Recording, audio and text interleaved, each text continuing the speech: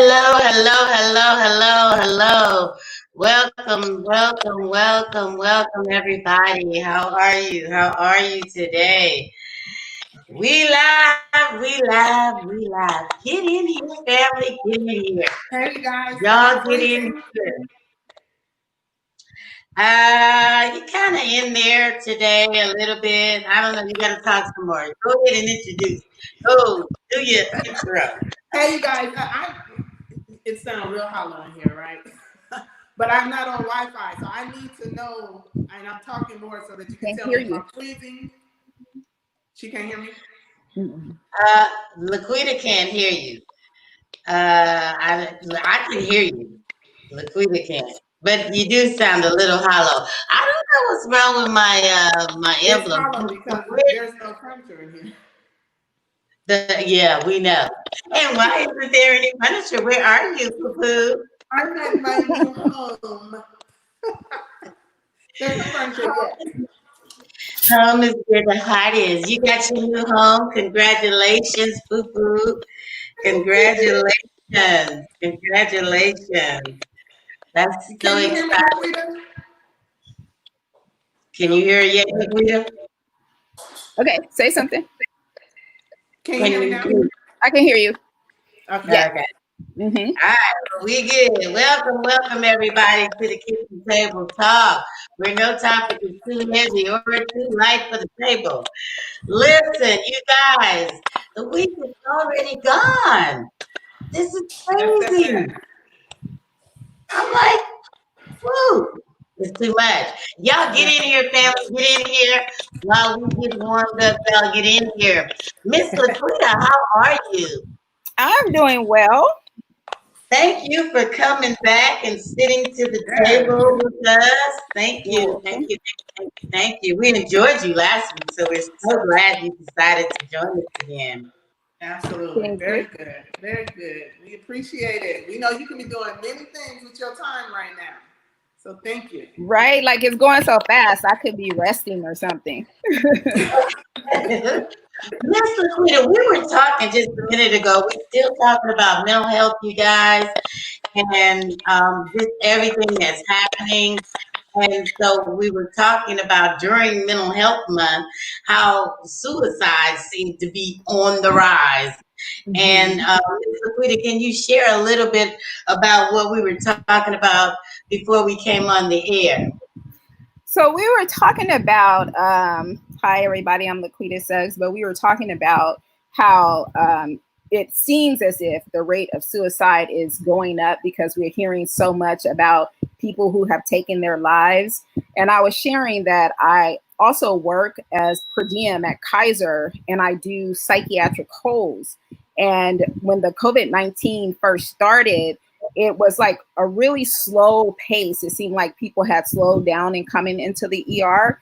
But then suddenly, like maybe 2 weeks or a little more into it, we started seeing people come in more and more with increased anxiety, increased depression, a lot of fear, a lot of fear. And then when the governor announced that California, or I guess like Southern California, whatever, was reopening, like that very first day, the ER was inundated with people who were contemplating taking their lives. And one person that I remember in particular, the thing that bothered the person so much was that they were afraid that this could be the end of the world. Like, what if we never reset? What if we never get back to the place that we were? And I posed a question back, that could happen. And so, if that is the case and that's your thought, could you wait? Like, do you have to take your life? Could you wait on it? And the person was so afraid that they were saying that they couldn't wait, and it was more so the loss of control is the thing that bothered them most of all.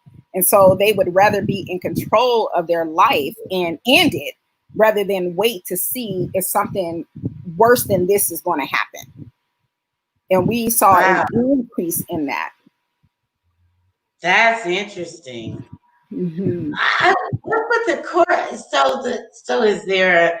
I mean, I guess there would be a correlation between control and taking my own life. I don't know. That, I Well, don't know, I can't connect. some people feel so out of control. So they're so out of control internally that they can't handle like day-to-day living. And if something doesn't change or happen that's favorable the way that they see it, then some people would rather then end their own lives.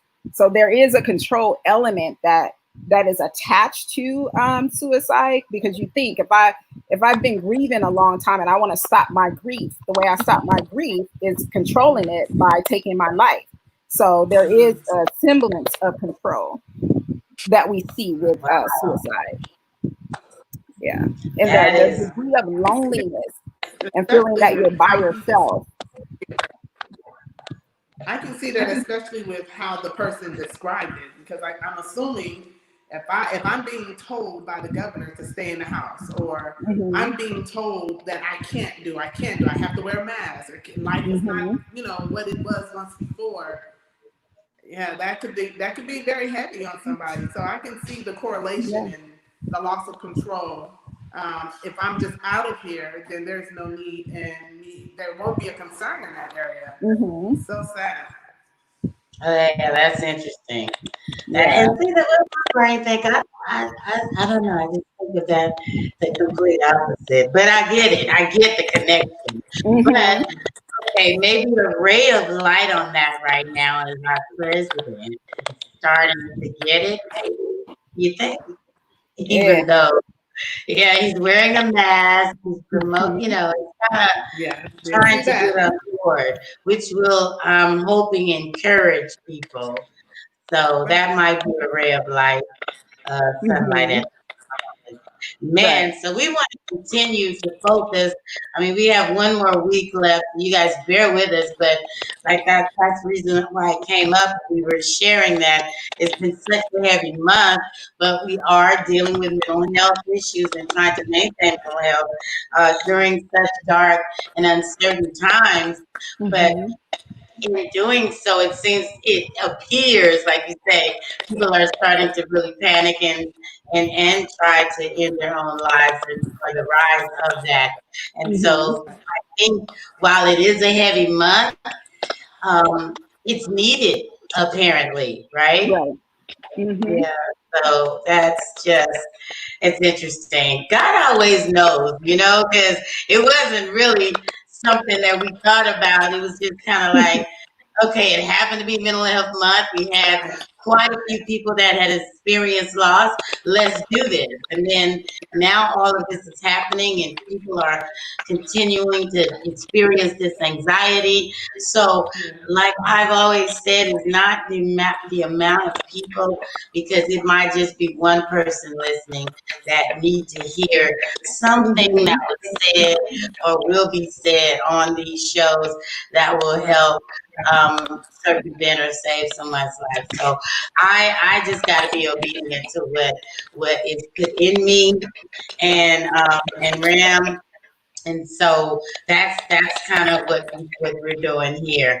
And And tonight bringing we're gonna see. What'd you say, Ram? awareness, because many of us don't. This isn't an everyday conversation that we have, right? But when it's put on the table, on the plate, and put on our lap, not that we're forced, but especially at a time like this, we're more available to listen to it, right? Because we're Mm-hmm. trying to figure out where people's mindsets are and why they're there and how do they get away from there. And wait a minute, that feels familiar. Right. Hold on, this may be, so this is Mm-hmm. actually good. It's a heavy thing, but it's actually good because it's bringing awareness and making us question where we're at mentally, because we all Mm-hmm. have those days. Like you said, Tina, last week, you had a day. Yeah, well, I had the day this week as Mm-hmm. well, and it was like, okay, stop, press reset. Okay, now get back in the game, but not sooner than you need to, right? Because sometimes Right. we press reset and then we say, okay, let's go. But we still need some time. We still need to just kind of still away and be Mm-hmm. still. Yeah. Yeah. And I think that And that's the hard part is with that time, because what you will see is that people have a timeline for your grief.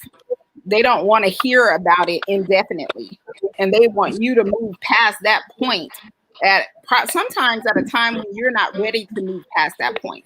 But people just feel like, oh, okay, I heard about that already. You told the story. We know.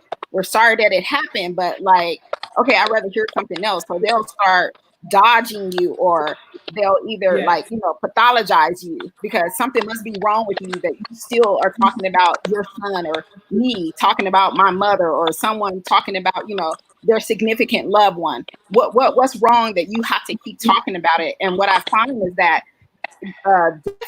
just a difficult topic, and people don't want to talk about it. And so it's more of out of sight, out of mind. I hear about it, I can turn off the TV, but in my real life, people don't want to talk about death because it's difficult. It's even hard for people to talk about life insurance. So I've said many times to my kids, like, okay, so let's sit down and let's talk about this life insurance, or let's go over this policy. And they're like, oh, Mom, it is inevitable. We all have to go, right? Let's be prepared. So that's hard. It's hard for people to talk about life insurance and you're still living. Yeah. That's true. Because you have to face that reality that, whoa, I could have actually died. Especially with COVID-19, you're like, whoa, it's even real. It's more real. I know now of 4 people who have died from COVID-19. Someone this week was like, wow, is this real? And it's really real. Yeah. Wow. And well, maybe right toward the end of the show, Ms. Laquita, you can give us some good tips to kind of maintain that mental health and keep from slipping down that rabbit hole. But in the meantime, while you be thinking of those, we're going to go ahead and bring our guest in today, Ms. Nicole Williams. And hi, Ms. Nicole. Let me see if I can get her in here. She's hey, Nicole. Hi. Look. Hey, Tam. Nicole, for the people, we gonna say your name is on there, Nicole Williams. But listen here, lady, I can't go the whole show calling you Nicole. Right. It's okay. I'm gonna call her like I know her, which is Lolo. I call her Lolo. Close friends and family call her Lolo. So, but anyway, this is Ms. Nicole Williams. Ms. Nicole Williams is going to share her journey through grief and loss after losing her son. So, Lolo, you want to go ahead and tell us a little bit about your story? Sure. As Tina said, my name is Nicole Williams. Her and Tammy knows me as Lolo, and because we've been friends for many years. And before my son was even murdered, 4 months prior to my son being murdered, my mother died. And so my mother died from COPD. She had complications with COPD, and she was living with us, and she was here in hospice care in my home. And so we had the chance to care for her, love on her, have conversations with her, and know what was coming. We had the time to adjust to try and adjust to what was coming. But even when that time came and it happened and she passed, it's still, I was expecting it. I knew it was going to happen. But for when it actually happened, of course, I lost all composure and everything. That was my mother. And so in the short period of time that had passed, 4 months later, that was in July, and actually coming up on 3-year anniversary this month on my mother's death. And 4 months later, when my son was shot, I hadn't even had the chance to really grieve the death of my mother. It was right into being at the hospital with my son being shot and caring for him, and then thinking that he was going to pull through at the hospital. And, because we had all the signs was there looking like he was going to make it. And so, started, preparing our home. He was 27 years old. My son, Tony was 27 years old when he was shot. And so we thought, like I said, that he was going to pull through. And so we started preparing our home, getting ready for him to come back and live with us because he was living on his own. He had his own place. And before you know it, when he passed away in the hospital, that was devastating. And the first person that you want to talk to and, get some comfort from is your mother. But my mother was no longer here. I couldn't even share that with her and tell her, what had just happened and what was going on. And, even though she had never lost a child, but the comfort that your mother can provide you is no other comfort, not my husband, not my children, not my friends. Right. So trying to handle my son's murder, not that it was just a death. So, and then not that it was just a death. He died from natural causes, or he died from a car accident, or he died from your child to get murdered. For me, everybody's grief experience is different. All have a loss, but the way we experience the grief is totally different. And so for me, it had been very difficult because when I went to counseling, I attended grief counseling, and then I started feeling guilty that I wasn't giving enough grief to my mother. Oh, everything's about Tony. I'm grieving Tony. I lost Tony and my son. And then, somebody be like, well, didn't you lose your mom? Did your mom pass too? And yeah, and not that I forgot, but it just hurt me so much more to lose my son. You expect to lose a parent. You expect that your parent is and that you'll, handle the funeral services and you'll eventually get through it and, be able to cope with it a little bit better. But to lose a child, I still grieve my son every day. I don't cry every day like I used to, but I can guarantee you I still cry at least once a week. And that's in my own private time. That doesn't have anything to, I can go out and I can have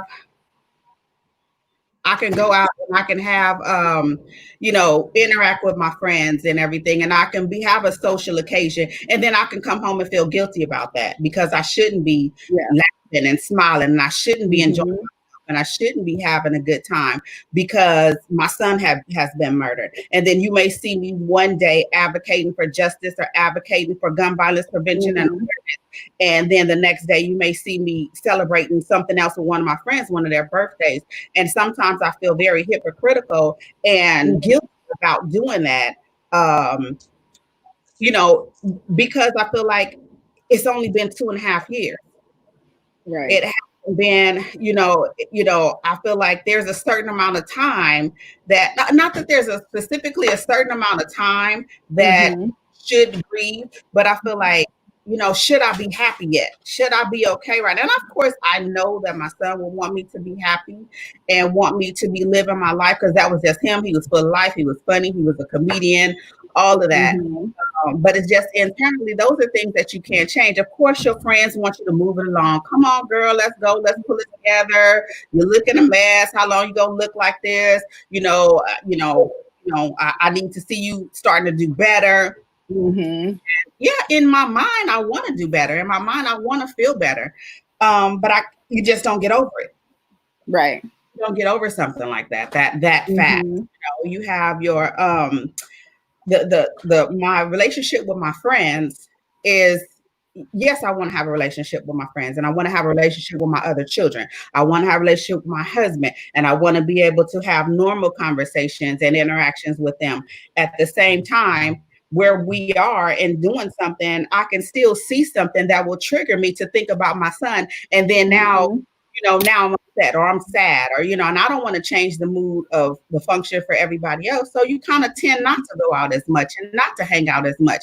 And not because you're always sad and depressed, but you don't know what's going to trigger you when you go out. You don't know what you're going to see, what you're going to hear, what you're going to smell, a song, a word, somebody that resembles him. He was really into music. He was a writer. He was a rapper. And so we go to all these music festivals, and I'd be like, Tony could have wrote that, or he would have did that, or he could have did this better, or he would have did that differently. It's very hard. He has a 7-year-old son. I have my grandson right now for the summer. His name is Corday. And, he's definitely a reminder of my son. I want to be around my grandson as much as I can. He lives in another state, but I want to be with him and around him as much as I can because he is the closest thing that I have to my son. Outside of my other children, which one of my sons look just like his brother, and my daughter has features of my son as well. It's not easy. Right. Yeah, I know. I've been watching you go through. It has been a real roller coaster. Yeah, and Graham and I both have been there watching it. And one of the things that we've been trying to talk about is how do we support people who are going through that through this. And I will be honest, I feel guilty because I did the whole pushback because it is difficult because when you think you're doing the right thing, oftentimes you're not. And Right. so what do you see? Because I believe it's probably different for friends and family. Have you Mhm. seen a difference in the support with friends and family and helping you through the process? Not necessarily immediate family. Yes, they handle it totally different. The family in my house, my extended family, cousins, aunties, and siblings, and stuff like that. It's still different. It's still probably the way a friend views it as well. Because yes, they want the best for you, but don't know how to go about helping you. Mm-hmm. And That's I think true. sometimes if they're afraid that they will cause some damage or cause you to. One client told me one time that I think people are afraid to talk to me because they feel as if they're going to make me cry. Mhm. And even if they talk to me or they don't talk to me, what they don't understand is that I'm thinking about my loved one every second. I want to cry every second. Right. So them talking about it is not going to cause me to cry. And sometimes people will shy away from speech just because they see you smiling, and I want you to, keep smiling. Right. Absolutely. They don't reach out because, or they may feel they may say the wrong thing, you know, Mm-hmm. and, there's a lot of things, that people say unintentionally that is not the right thing to say. Like, Right. do you have other kids? Yes, I have other kids, but I didn't have one to spare. Well, Exactly. um, Exactly. how Mm-hmm. old was he? So what he wasn't 1, 2, 3, 4, 5. He was 27, but he was still my child. And he was Right. I've had him in my life for 27 years, talked to him every day, carried him in my womb. Mm-hmm. And that was my child for 27 years. And he will continue to be my child. I still, Right.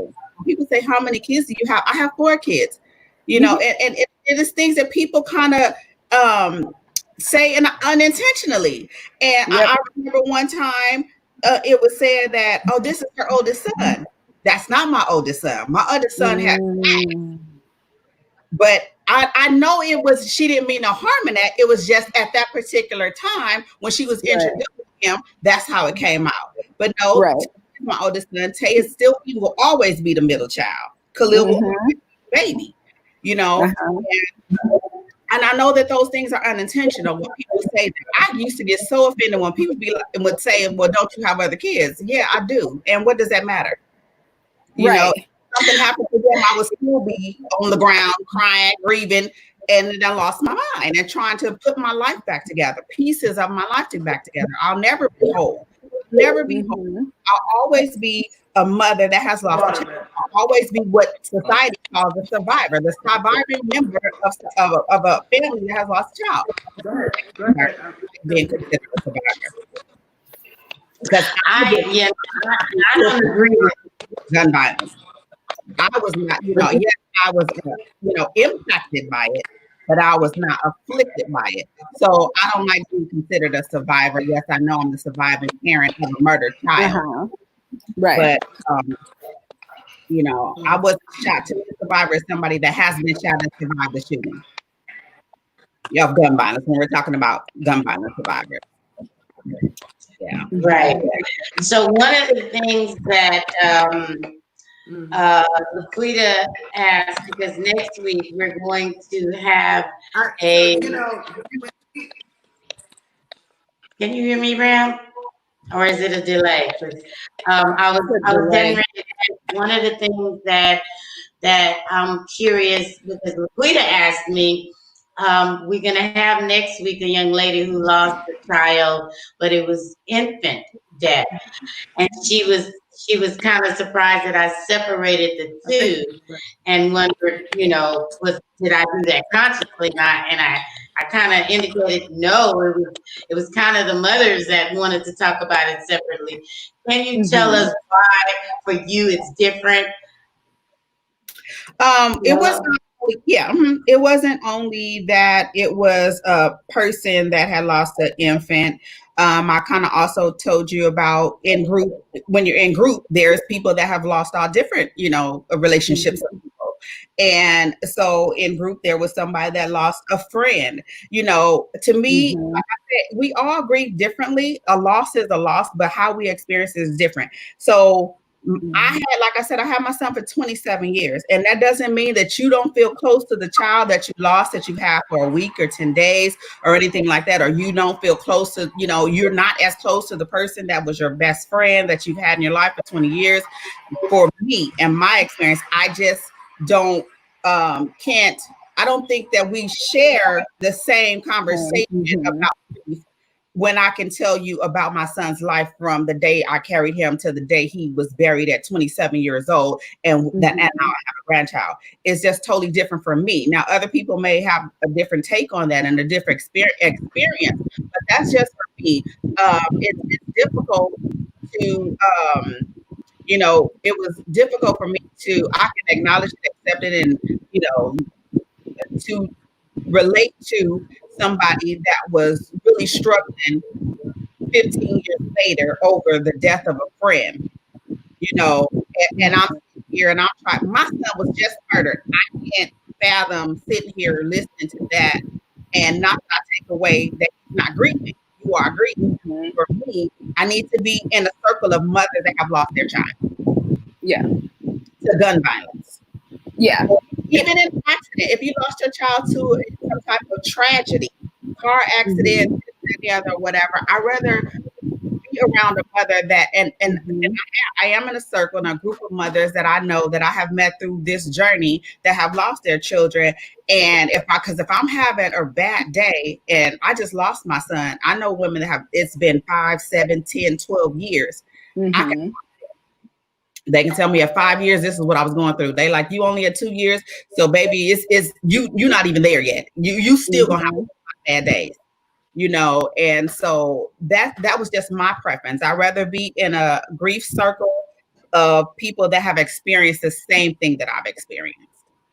And it is common. I was just curious as to the separation, but anytime you have a homicide, that's gonna be very different from a child who died, by SIDS or some other cause. It's totally different because you have that agony that's associated with the homicide. That my mom was murdered, so I know what it feels like to lose someone to violence. I've never lost a child, so you're more of an expert than I am in regards to dealing with the death of a child. But what I can imagine is that it's something that's very difficult for one. For two, one of the things that people talk about a lot is, I feel guilty about being the survivor. I'm the parent. Like my son should be burying me, but I'm burying my son.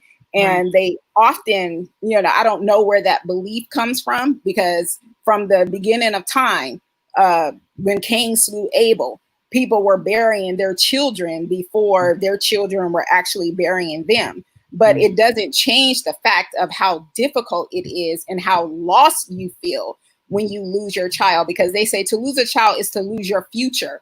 And kind of what you were saying, like, I wonder if my son's like, he would have changed that rap lyric, or he would have did it like this, or he'll do it like that. And so you lose the potential to even experience those things. So you're grieving the present time, and you're grieving the future.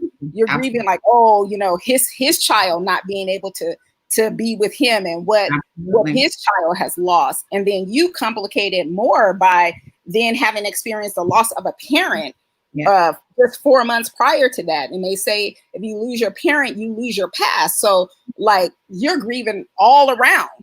And how do you even stay alive? Like, how do you even catch your own breath? At sometimes. And I can imagine it's complicated and it's extraordinarily different. And the thing with homicide is it's complicated by court related stuff, legal matters. It prolongs the grief. Absolutely. And there's no timeline to grief, but it's prolonged. Yeah, and it's unresolved. So, and Yes. even I think, and then people are like, well, if they don't never catch him, will you be able to get over it? I don't know if I'll ever be able to get over it. I won't be satisfied that the people that shot my son still on the streets. No, and that's my right now, what I'm doing right now. I'm trying to advocate for gun violence prevention and awareness. I'm staying on top of the detectives about, where are you at in the case now? Who have you seen? Right. What's done? How have you talked to? Where are we at? It's been 3 years, on almost 3 years. So it's definitely, and then when they do tell me, oh, they still here or they're there, or they haven't, they're still working on this, and this is just kind of how cases go. That sends you back into a whole whirlwind of emotions, like I feel like I'm being victimized again, like somebody took my son. The system is not supporting me. The hospital was negligent. The police are negligent. And, people out here in the streets don't give a damn. Like, do Black Lives Matter to Black people? Right. Do Black Lives Matter to each other, to us? After we didn't stop the police from killing us, can we stop us from killing us? Yeah. Yeah. So, Lolo, what are you doing? I hear you say that you are, you're advocating for gun violence. What are you doing to keep your mental health status together? I do still talk to my counselor. I do still talk to her like every week. And I definitely talk to her every week. I have her while my grandson is out here during the summer. I have him seeing him as well. And because, like I said, it's it's an emotional roller coaster. Today a good day, 3 bad days, 3 good days, 2 bad days. And so I started a foundation in honor of my son. It's called the All I Know Antonio Wilson Foundation. And I support other families that's been impacted by gun violence. I support the children. We had a Christmas party and we served over 50 families with families toys and gifts and gift cards. And I had it at the 77th Police Department. And that's something I'm going to do annually. And I'm working on other programs to support families and children, because the children are the one that's left behind. They've lost a parent. A lot of them have lost a parent. And now you may have grandparents raising their grandkids. And so families need support. And when I know I'm grieving, but I have a husband and I have other children, I have family. And so my grandson has a network of support around him. And so not all families have that. And so I want to be able to try to help those other families as well. So that helps me go through what I'm going through right now as far as my grieving process, because I know that I don't want his death to be in vain. And so that way, if I am giving back to the community and other families that's been impacted by gun violence, I think that's definitely helping me. What have you found to be the most difficult part of your grieving process? Not being able to share it. Because if I am having a bad day, who call and talk to? You don't want to call somebody when you're upset and you're crying and you're having a bad day. No matter, everybody say, call me. But when you're in that state, you're like, I'm not going to call them. I don't know what kind of day they have, and I don't know what's going on with them right now. They can have their own situation issues, and you don't call, you don't reach out. And that's not just outside and your friends and your family. I'm talking about internally. I'm not going to go to my son that I know has his own struggles with dealing with the death of his brother. And try to discuss with him how I'm feeling, or I'm having a bad day, or I'm really missing Tony today, or you know what, his friends on social media, and so I went on Facebook and it was a Facebook Live, and I'm tripping because somebody posted a Facebook Live of my son walking down the street singing and talking, and while they were going somewhere, and that just messed me up, and so that's the biggest thing that for me, not being able to really talk about it to people, even though they say, call me, you can talk to me, I want to this, that, and the other. If I'm in my bed at 2:00 in the morning and I'm crying or whatever, I'm not going to call the therapist. I'm not going to call my therapist. I'm not going to call a group counselor. I'm not going to call another mother, which they always say, we are our support network. Call me. You can I can't. I just feel like I just can't do that. So that's the biggest part for me is really not and that's why people feel lonely, feel like they are alone in this. Yeah. Because when you're experiencing it, you really can't go to nobody. Because there's really nothing that anybody can do for you. What they're gonna do, even if they'll say, if you just want me to listen to you cry, I just hold the phone. But for me, that's the biggest thing, not really being able to talk about it, not being able to share when you are really going through at that moment, and or even after that moment, like you just have to pull it together. Somebody can ring the doorbell, or somebody can come by, or phone ring or whatever, and you got to pull it together like you okay. And everybody say, oh, you so strong, you so strong, you so strong. That's everybody's favorite. You so strong. I don't want to be strong. Can I not be strong? Can I have a moment where I where I will have somebody to lean on instead of everybody, telling me I'm strong and I know you're gonna get through it. You done made this, you done this, and you got the organization, you got Moms Demand Action, and you out here. I seen you on this, I seen you on that. Yeah, but that does not mean I'm okay. I still have my days, and I still have days that I would definitely like to be able to talk to somebody. And just like you said earlier, I saw you when I was in the green room, and you were saying that people get over it. People get over your hurt because it's your hurt. And so then what do? I was posting every day. I'm sure people been got tired of it, which I don't care. That's not going to stop me from posting. But from 300 people, I love you. I'm you this, that, and the other, till you have 20 people like, I got you, girl, or whatever, because they're over it. I'm still living.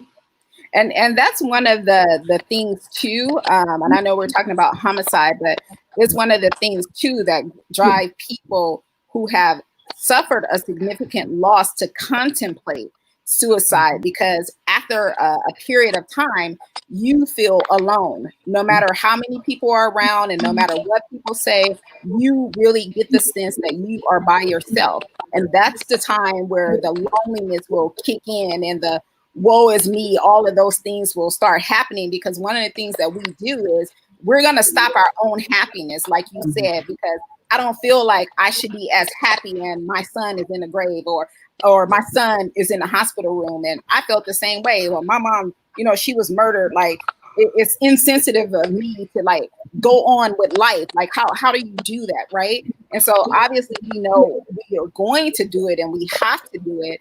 But one of the things that people like tend to forget is that there's a process for every single thing. Right. And it's not magical. It's not overnight. It's not when you feel like I should be done with this. It's not any of those things. But with what you were saying with your son, every time the detectives don't have something, it's going to re-trigger you. And what you don't prepare for is when they do have something, that's really going to trigger you. It's going to put you all the way back to the point of right before it even happened. Because with grief, we have a lot of times our time span is before the death and after the death. That's it. Right. That's how we process. What happened before the death? What happened after the death? We don't have 1 year ago this or 2 years ago this. Oh, it's just okay after the death. Oh, this is what it was, and that's something that's very difficult that people don't think about when they hear about or know loved ones who have experienced a loss. And I think that's Tina, like sometimes when you feel like I'm stuck, I don't know what to say. And that's very difficult. Absolutely. That people don't think about when they. Can you guys hear that?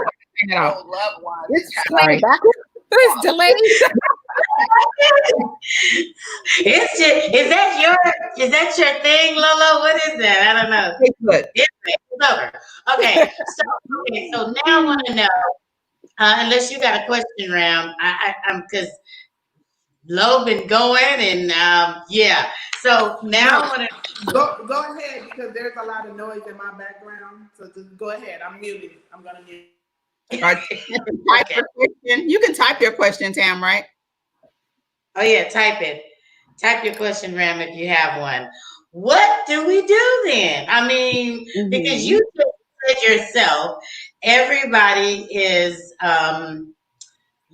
saying they're going to be there and you feel like they're not there, what do we as friends and family do to help support? Because that's really what we want to find out in this journey. How can we best That was my support question. you in this space? You have to reach out. You have to inquire. You have to be like, how you doing? No, for real, how you doing? You know what I'm saying? I know how you know, yeah, we girls, how you doing? Not how you doing today. How are you doing? Are you okay? What's going on with you? So ask me questions because I haven't forgot about Tony. So ask me what's going on with Case. Is everything good? You know, how's it moving along? You know, I'm not saying our conversations everything has to be about that, but if you said, what do you got? What can you do? You can just inquire. Because like I said, the thought about him, thinking about him and everything, like Laquita said, it's not that I'm not thinking about him and it's off my mind. I think about him every day. So you saying something about it ain't gonna make the situation worse. It's just gonna be like, okay, so they are actually concerned about how I'm doing, not just you know, trying to ignore the fact. We talk about everything else. Ask me how you doing today. How emotionally, how are you? Are you still like we just talking about now? Are you still seeing somebody, or you think you okay enough to where you only need to see them every now and then? Just a conversation, just a general conversation on genuinely how am I doing? And then I can tell you, you know what? I do have some bad nights, and I don't want to call nobody when I'm having bad nights. So I appreciate you asking me that today. So now when I'm in a better state of mind, I can tell you last night was rough. I had a dream about him, or this, that, and the other, whatever happened, I can tell you. Yeah. Okay. And I think that's good where people deal with you like you're a normal person, right? Not just a person who was inflicted by the loss of their child. It almost feels like people put you back there, like stand off, like stand over there, like you're someone different. And you saying like, ask me questions like you would like before this happened. Or imagine it happened to you. Like, you know, girl, take that face off. And out behind that face, tell me what's really going on. You know, what you're thinking. Right, absolutely. And I've posted that before. I'm the same person. My son being murdered is not contagious. Where are y'all at? You know? So that's just the my take on it. Just a general conversation, and let's talk about it. Ask me. I'm not saying ask me every time we see, because we talk often. But if we once a week, hey, how you doing? Once every other week, whatever. How you doing? What's going on with you? What's that? That's how you handle it. Not walk on eggshells about about it. Because I know we do. Everybody has their own businesses and things that they're doing. And I know I do a lot of advocacy work, and I don't expect y'all to show up to everything, because that's not, you didn't lose a child. And so I don't, you may not need to attend every event I have. And I'm okay with that. You know, but on our own time, when we having a conversation, or just, you know, thinking about me, ask me how am I doing? And I'm going to tell you. Right. Ram's question. You're right. You have a question, Ram? That was Is it up there? Oh, wait. Yeah. Let me look. Okay, see, I'm trying to pay attention too much. I will do better. Wait, see, she always doing something. When you don't know what to ask. Yeah, I mean, that's why.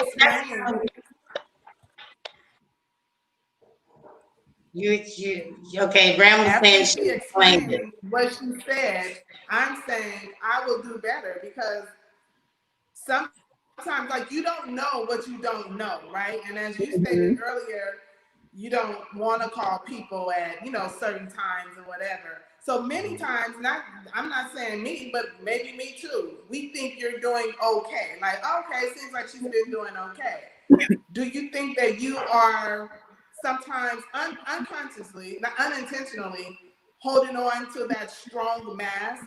And so that's what people are seeing. And so they're not reaching out to you as often, because you appear to be doing so well. And I know we got to check on our strong friends too, because we do know how to put on a mask.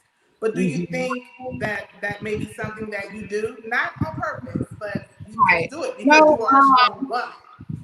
I don't think I do, but I don't know. I mean, you guys can tell me better than I can answer that question if you think I do. I don't think I do, because if you see me out and about at functions, at rallies, and this, that, and the other, I'm broke down. You know, I'm not at the rallies like, yeah, you know, stop the violence, stop gun, you know, this, that, and the other. I'm there and I'm doing mission. I'm there for the purpose of everything. But most of the time, I'm in the corner crying, trying to pull myself back together. You know, and because I tell every time I go to a rally and I'm doing something, I hate that I have to be here. And I hate that I have to be here. I'd rather be at one of my son's concerts. I'd rather be supporting him doing something. I hate that I have to be here. And so, to me, I don't feel like I'm always trying to put up this space or this facade that I'm super strong, because you know, right now I am at my weakest state, not like I was 2.5 years ago, but still very weak and vulnerable to the fact that my son has been murdered and emotional about it. And so I'm not always like, I got it, I'm good, you know. But I mean, if that's what you guys see, is because I know I'm not crying every minute of every day, you know. But you know, I do still have my moments, so I'm not always trying to be strong. And I see you. What I see you when and I'm not even going to use the word strong, but when you're good, you're good. But when you're not, you're not. I don't see a middle, Nicole. I see either this side or that side. And when you're on the not side, it's hard for me. I'm like, I don't know what to say. I don't know what not to say. And so that's why I said I would do that. Because as you just stated, just ask, how am I doing? Ask about the case. Like, it's okay to have those conversations. So I'm one I walked on eggshells because I didn't know if talking about it without you bringing it up would be a trigger, you know? And so I just didn't, or I haven't. But I'll do better, because when you know better, you do better. And again, you don't know what you don't know. Right. Yeah. Well, I think that's significant to just, like, you know, ask the question when you don't know. And I think just acknowledging the fact that I haven't lost a child the way that you have. And so I don't really understand like what's happening. And I need you to help me through the process. But, you know, I'm concerned about you, or I'm worried. And sometimes I want to ask questions, but then I don't want to spiral you into this, you know, out of control, crying, thinking about your son. Or I don't want you to feel like, oh, I'm just being nosy, or, you know, something like that. And so sometimes the only thing you can do is acknowledge where you are, what you're thinking, what you're feeling, bounce your thoughts off the person, and then they'll tell you. I'm sure Nicole would say, like, you know, oh, I'm good with you talking about it. And if there's a time when she's not good, I'm sure she'll say, you know, yeah, I'm not going to go down that road today, but maybe another day, because today this is what I want to focus on. Absolutely. Or some days, you know, like when we were talking about the thing, I was like, there's just some things I don't like to talk about. I don't like to talk about how many times he was shot, where he was shot, this, that, and the other. I don't like to talk about those things. You know, my friends, my close friends, they already know the answers to those questions. You know what I'm saying? And I don't think that is something that everybody out there in the public needs to know. You know, some people just ask us to be being messy and nosy or whatever, but that's not something that I like to talk about, because those things are emotional, you know. Yeah, even when you said that, I'm like, wait, what?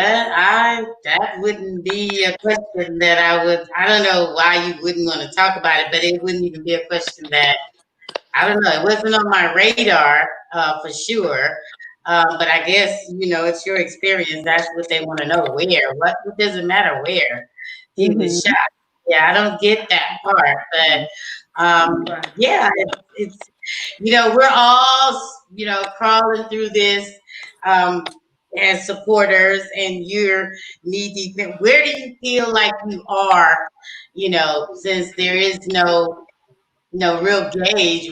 I mean, do you think you know where you are in this stage, or in the grief stage?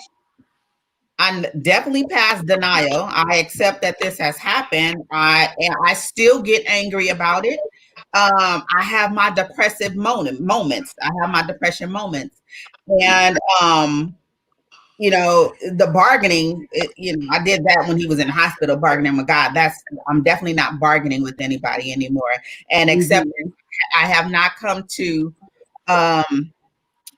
fully accept what has happened. Those are the stages of grief. But I have fully accept. We're going to learn through this process that even those are bogus, right? Yeah. Those are what? That we've kind of learned through this whole month, through various conversations with grief counselors and so forth, that even those 5 stages are bogus. Like it's just a roller coaster kind of thing. Yeah, it's not. It doesn't go. They're not 1, 2, 3, 4, 5. Order now. Yeah. And I think when people are, and Ross, she wrote those 5 stages, and there are other people who have 7 stages, 9 stages, 11 stages. There's no right or wrong. Hers is just more recognized. But she was writing about palliative care, about someone dying of a terminal illness when she wrote it. But the stages they're still true in that we experience them, but not in those orders, because I know that I have felt like I was at a point of acceptance, and a second later I was like, and why did this happen? And and I'm going back to that denial component of it. And even before the denial, you have a yearning that occurs, like you yearn for your significant loved one. And then over a period of time, for me and my mom being murdered, it's been 13 years this year. And the thing that made it complicated is that the person who murdered her was prematurely going up for parole hearing. And so it's a life attachment to it. And so then I had to involve myself more with like investigating why that was happening. And something about the investigation when you're a survivor of a person who has been murdered, that investigation takes your mind totally off the fact that you lost your child or your parent. It takes you into like, it's kind of an unhealthy phase for me. It was, because I get very stuck on, let me figure this out and let me figure this out. And then you start telling yourself details that aren't true. It's just what you drew a conclusion, right? And so you assume that this had to happen, but it didn't happen that way. And so I find that you only can fill in the puzzle with actual pieces. So every bit or every step almost of a person who's dealing with surviving homicide is complicated. But one of the things is, one day, eventually you get to the point of what we call acceptance. And the part that I rationed for myself that helped me to make the most sense is I accepted that I had no control over it happening. That's the only aspect of my mom's death that I can accept, that I had no control. And so acceptance is not accepting, that the person is wrong necessarily, but you can accept whatever component of it that you want to accept in your journey to help you continue to move forward and fight for the gun violence or whatever you're fighting for. At some point, you will have an understanding of, okay, so this is the portion that I accept. Because at first I was like, nope, nothing about it I accept. I don't accept the fact, I know that it's God's will, and I know that all the biblical terminology of it, I know those things, but I don't accept it, right? I don't agree with it. But when I got to the point of just accepting that it was nothing I can do, because there's something about guilt and regret that goes along with grief. And if guilt and regret are strong, they interfere with how you process grief. Yeah, that's good. That's good. Yeah, I know you did struggle, with that whole thing as well. And one component too that you didn't. And then I'm gonna really quick get to the question, because Marion Sanders has a really good question. I think you may be able to help us with, Lolo. The streets were talking really loud when this happened. It was just stuff coming from everywhere, and something that would have perhaps giving you closure. I don't know. I don't want to, blurt it out there, but how did that affect the whole process? As far as me hearing what people were saying have been done, or who did it, why it was done, this, that, and the other. Yeah, I don't think that really affected me in the grief part of it, but yes, it was definitely nerve-wracking and caused more anxiety, I would say, because now you turn into your own detective, trying to figure out who, when, why, where. I started going to the streets. I was going around talking to every gang member I saw in the area that he was shot in, and just doing a lot of unhealthy things that I shouldn't have been doing. And I had, the detectives and police captain and my husband, everybody's like, you can't keep going over there. You can't do this. You're putting yourself in jeopardy. But at that point, he's like, I'm not worried about me. I'm worried about, finding the person that shot my son. And so that caused, that increases my anxiety. I wouldn't say it was depressing, because at that point I was on a mission, I just wanted to find out what was going on. And then, so my conclusions and everything that I'm taking to the police, they was like, well, we looked into that didn't pan out. So that was just causing me more stress, and more than that part was depressing, because I thought I done found out something, and I take it to them. They like, yeah, no, we already looked at that didn't blah, blah, blah. Right. So now I'm back at stage one, of all frustrated, anger, depression, and, all that stuff. But, yeah, that was definitely a difficult time. But as far as it being added to the grief, it didn't add to it. It just kind of, caused more anxiety. Yeah. Well, not add. That I was just saying, it goes to what Laquita had just said. You become your own, and it's unhealthy because you become your own detective. Absolutely. You lose sight of the grief because you're trying to be, I think that kept me going, though. That kept.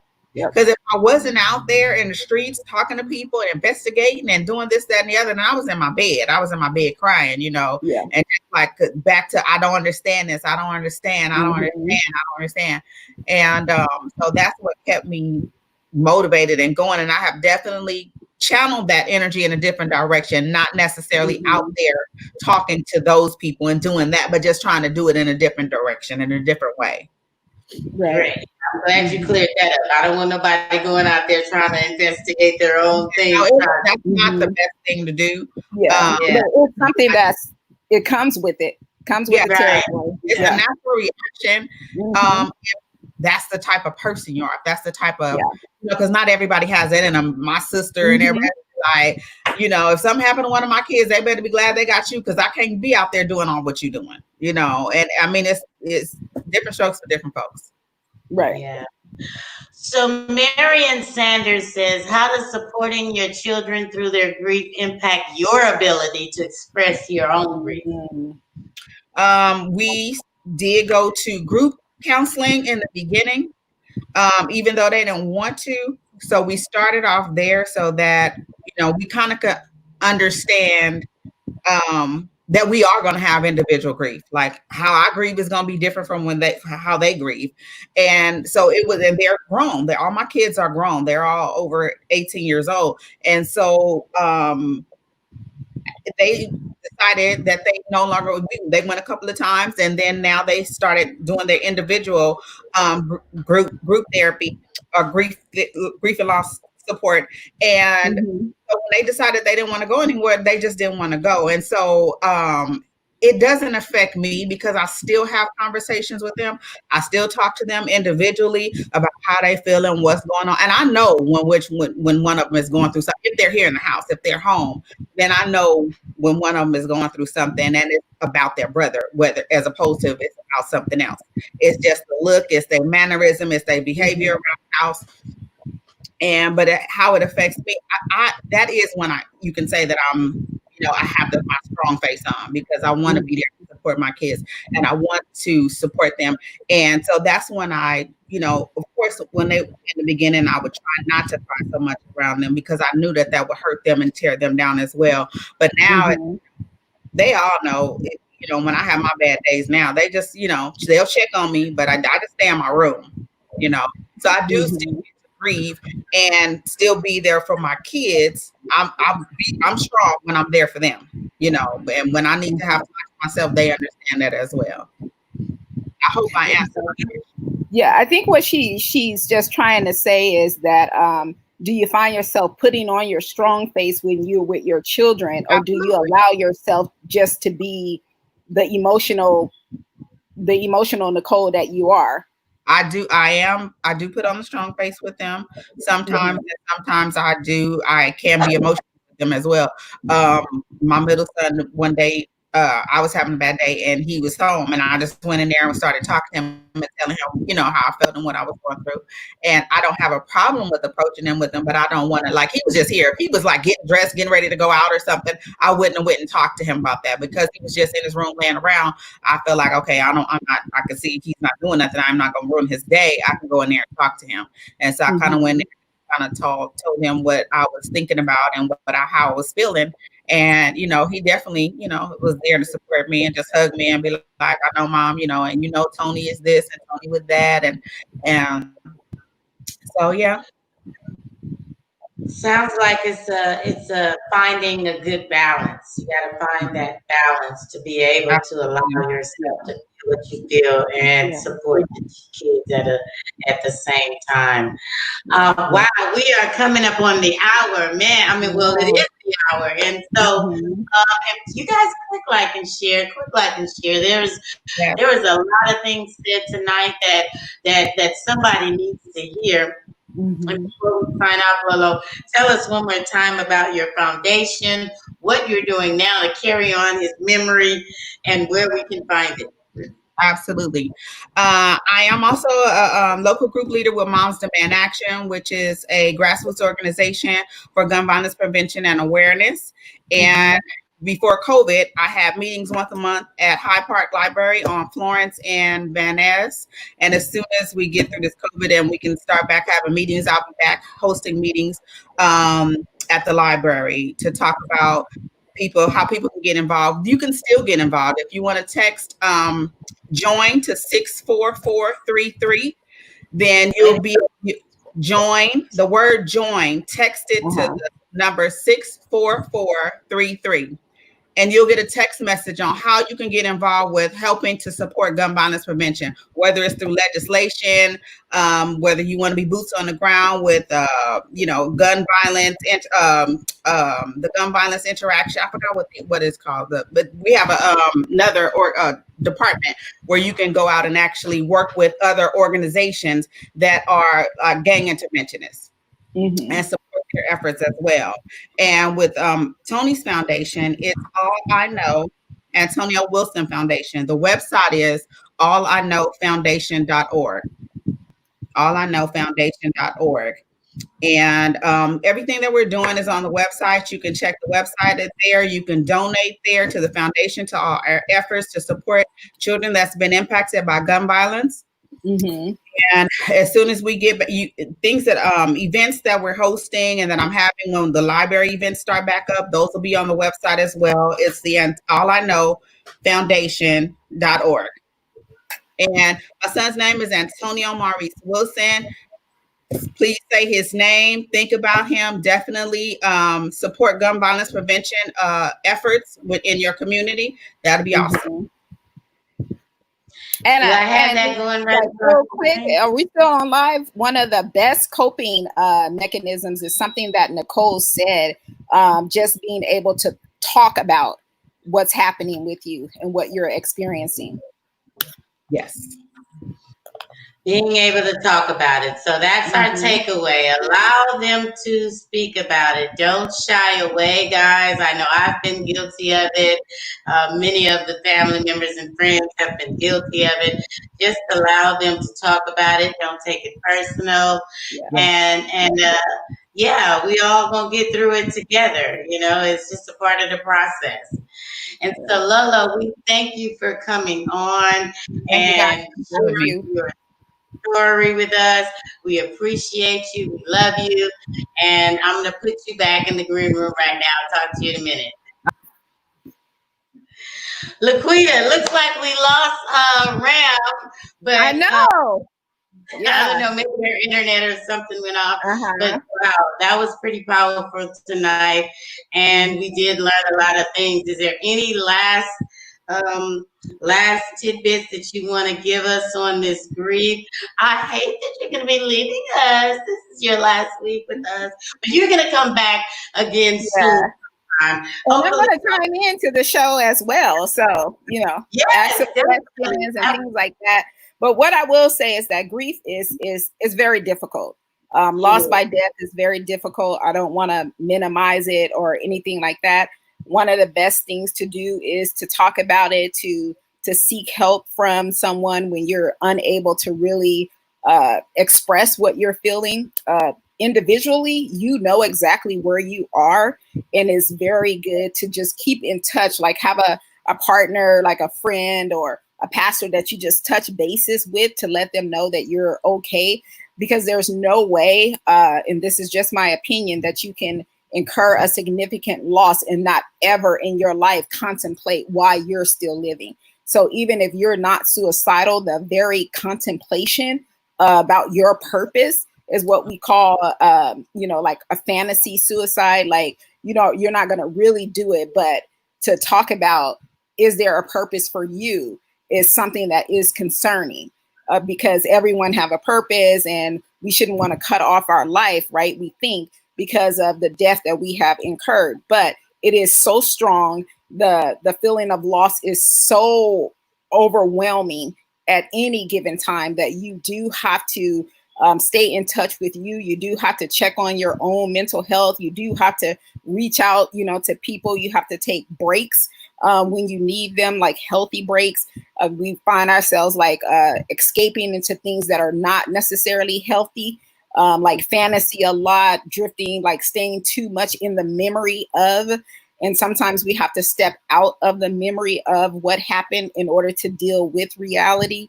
We have to acknowledge our shortcomings and the mere fact that we need help.